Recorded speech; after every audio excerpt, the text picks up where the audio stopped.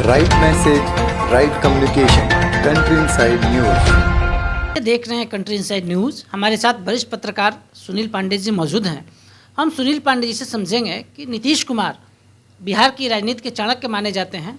2010 से लगातार आज तक वो एक्सपेरिमेंट करते रहे हैं बीजेपी के साथ और महागठबंधन के साथ। उनका लगातार एक्सपेरिमेंट चलते रहा है। अभी वो महागठबंधन के साथ गठबंधन बना लिए हैं और देश में माना जा रहा है कि नीतीश कुमार प्रधानमंत्री फेस बनेंगे। लालू परिवार और राष्ट्रीय जनता दल उनके साथ मजबूती से खड़ा है। राष्ट्रीय जनता दल के मदद से क्या नीतीश कुमार प्रधानमंत्री बन सकते हैं? सर से हम समझेंगे। सर, ये सिर्फ ख्वाब है। सपना देखने की सबका अधिकार है, सब लोग देखते हैं। ये भी देखते हैं या इनको दिखाने की कोशिश की जाती है अक्सर इनके पार्टी के लोगों के द्वारा। रही बात 2010 की, तो 2005 से 2010 की जो इनकी छवि थी बेशक बहुत शानदार रहा है। देश के कई प्रदेशों के मुख्यमंत्रियों के मुकाबले इनका प्रदर्शन बेहतर था। दिखा भी, कई योजनाएं राज्य स्तर पर लागू होने के बाद देश के कई राज्यों ने उसका अनुसरण किया, केंद्र सरकार ने भी अनुसरण किया। लेकिन सवाल अब ये उठता है कि 2010 के बाद इनकी छवि का क्या हुआ। इनकी छवि लगातार गिरती रही, पलटू राम पलटी राम जो भी कहा गया हो, लेकिन इनकी निजी चरित्र, ईमानदारी, भाई भतीजावाद, इन सब से ये ऊपर उठ चुके हैं। उसमें इनका कहीं विवाद नहीं है। लेकिन एक अपना संगठन का भी चरित्र होना चाहिए। माने आप किसके साथ कमिट करते हैं, क्यों करते हैं, कब तक के लिए करते हैं। रिश्ते बनते बिगड़ते हैं बेशक, लेकिन इस तरह से बने और बिगड़े तो भारत है, ये भावनाओं से चलता है देश। इतना जल्दी लोग नहीं भूलता है और इन पर ये बिल्कुल सटीक बैठ रहा है कि ये अब विश्वासी नहीं रहे, भरोसे के लायक नहीं रहे। लगातार हम लोग देख रहे हैं 3 बार एनडीए के साथ जाना। बहाने तो कई हो सकते हैं, संबंध तोड़ने के कई बहाने हो सकते हैं, लेकिन वो आपकी खुद की मनगढ़ंत बहाने हैं, आम पब्लिक जानती है। तो इस मुगालते में न रहें कि नीतीश जी प्रधानमंत्री बनेंगे। ये सिर्फ एक राज्य के मुख्यमंत्री हैं और इस तरह से कई क्षेत्रीय छत्रप अपने देश में मौजूद हैं। आप कहीं दूर न जाएं, ममता बनर्जी ही इनको चुनौती देने के लिए काफ़ी है। साउथ की बात आप छोड़ भी दें, अखिलेश यादव आपके पड़ोस में हैं, वो पहले ही बोल चुके हैं, 3 लोगों की गिनती करा दिए। पता नहीं किस हैसियत से वो गिनती करा रहे थे, उनकी भी कोई हैसियत नहीं है। जो अपने प्रदेश में चुनाव हार रहा है वो प्रधानमंत्री के लिए आदमी बता रहा है, भाई तुम कौन होते हो। तो ये सिर्फ मुगालता है। हर लोग मुगालते पालने का अधिकार रखते हैं, नीतीश जी भी पाले हुए हैं। जेडीयू के सोर्स बताते हैं कि भारतीय जनता पार्टी का जो नीति रहा है जेडीयू को कमजोर करने का रहा है।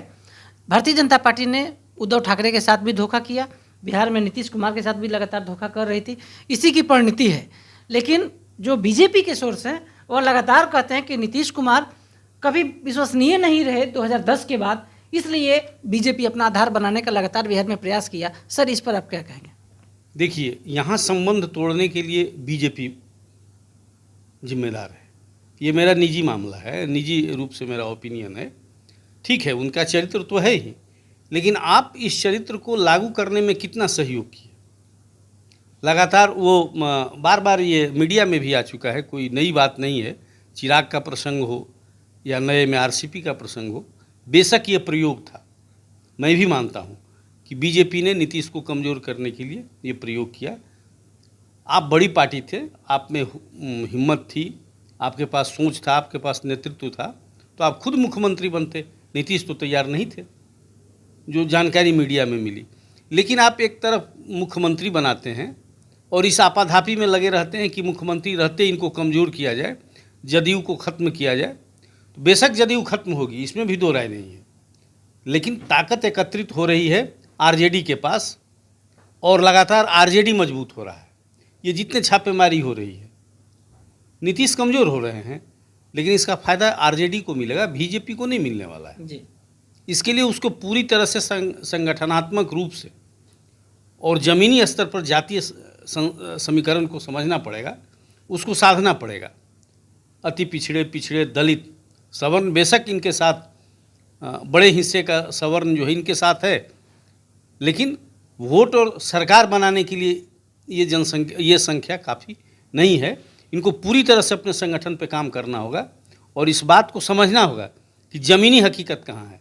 संगठन के तौर पर बेशक बीजेपी बहुत मजबूत है, संघर्ष कर सकती है, लेकिन एक चेहरा जितना जल्दी हो जिसको तय करना है, क्योंकि पिछले 10 साल से तो मैं जान रहा हूँ कि प्रयोग ही कर रही है भाजपा, कभी इसको अध्यक्ष बनाओ कभी उसको अध्यक्ष बनाओ, लेकिन अभी तक इनको सुशील मोदी के कद का कोई दूसरा नेता नहीं मिल पाया। तो सुशील मोदी भी नहीं रहे, चूँकि निजी खुंदक है आपके, प्रतिभा के जगह जब आपके पसंद नापसंद निजी रूप से तय होते हैं तो संगठन ऐसे नहीं चलता है। हमारी बात हुई सर दिल्ली के मुख्यमंत्री शीला दीक्षित के बेटे और पूर्व सांसद संदीप दीक्षित जी से। वह बोले कि नीतीश के नाम पर कभी कांग्रेस तैयार नहीं होगी सर।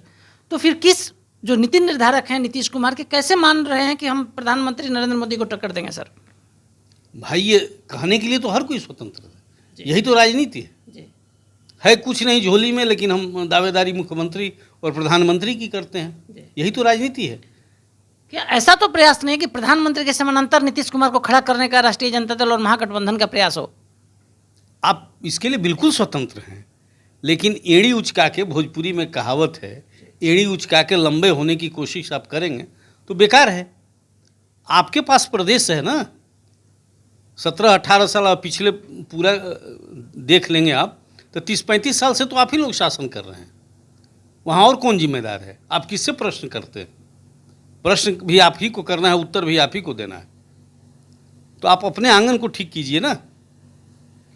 सर कल विधानसभा में वित्त मंत्री विजय चौधरी ने कहा कि केंद्र का समर्थन नहीं मिलता है, जबकि लगातार सर ने बहुत महत्वपूर्ण सवाल को रखा है कि 30 वर्षों से लगातार दोनों महागठबंधन की सरकार बिहार में रही है, बीजेपी सहयोगी की भूमिका रही है, हमेशा B+ रहा है। तो सर ये लोग आरोप किस पे लगाते हैं और किस मुद्दे के साथ नीतीश कुमार बढ़ेंगे आगे सर, आपको क्या लगता है? देखिए, डबल इंजन की सरकार जो कहा जाता है, डबल इंजन सरकार का फ़ायदा राज्य को मिलता है, इसमें दो राय नहीं है। क्योंकि आय का एक बड़ा हिस्सा राजस्व के रूप में केंद्र के पास होता है। फेडरल स्ट्रक्चर ऑफ जो है अपने पास, उसमें बड़ा हिस्सा केंद्र को जाता है और उस हिस्से से फिर राज्य को पैसे मिलते हैं। इसमें कोताही बरता जाएगा, बढ़ती जाती है, इसमें दो राय नहीं है। आप पिछले 5-7 सालों में देखें, सड़कों का एक जाल बना हुआ है। क्या अब संभव है? मैं तो मानता हूँ इसमें दिक्कतें आएगी नीतीश सरकार को। जो कहने के लिए अलग है, कागजी तौर पर हम कहेंगे कि राज्य को हिस्सा मिलेगा, लेकिन राज्य और केंद्र सरकार की लगातार बैठकें होती है। GST का ही मसला ले लीजिए, करोड़ों रुपया हर राज्य का हिस्सा बचा हुआ है, केंद्र कहाँ दे रहा है? तो खामियाजा तो इनको भुगतना पड़ेगा। और ये अक्सर लगता है गैर बीजेपी शासित राज्यों पर कि हमारे साथ सौतेला व्यवहार कर रहे हैं। तो भाई रास्ता आप निकालो ना, कब तक कटोरा लेके दिल्ली का दरबार का चक्कर लगाओगे? अपना भी तो रिसोर्स आप संसाधन खड़ा कर सकते हैं। पिछले 30-35 साल से आपने क्या किया? आप किससे पूछ रहे हैं? आप तो खुद आंसर देने के लिए जिम्मेदार हैं। तो ये सब मुगालता है। बिहार की स्थिति बहुत बुरे दौर से गुजर रही है। डबल इंजन जब फेल कर चुका तो सिंगल इंजन की क्या औकात हो सकती है? आप सुन रहे थे वरिष्ठ पत्रकार सुनील पांडे जी को। इन्होंने साफ साफ कह दिया दर्शकों को, कंट्री इनसाइड के दर्शकों को, कि नीतीश कुमार जिस मुगालते में जी रहे हैं, उनके नीति निर्धारक जिस मुगालते में जी रहे हैं, नीतीश कुमार भले ही उनके जो नीति निर्धारक हैं तो आप प्रधानमंत्री के लिए अखबार मीडिया में बना के रख सकते हैं, लेकिन उनको जो सहयोग चाहिए विपक्ष के नेताओं का नहीं मिलने जा रहा है। हमारे सहयोगी सन्नी मिश्रा के साथ कौशलेंद्र, न्यूज़ रूम दिल्ली से।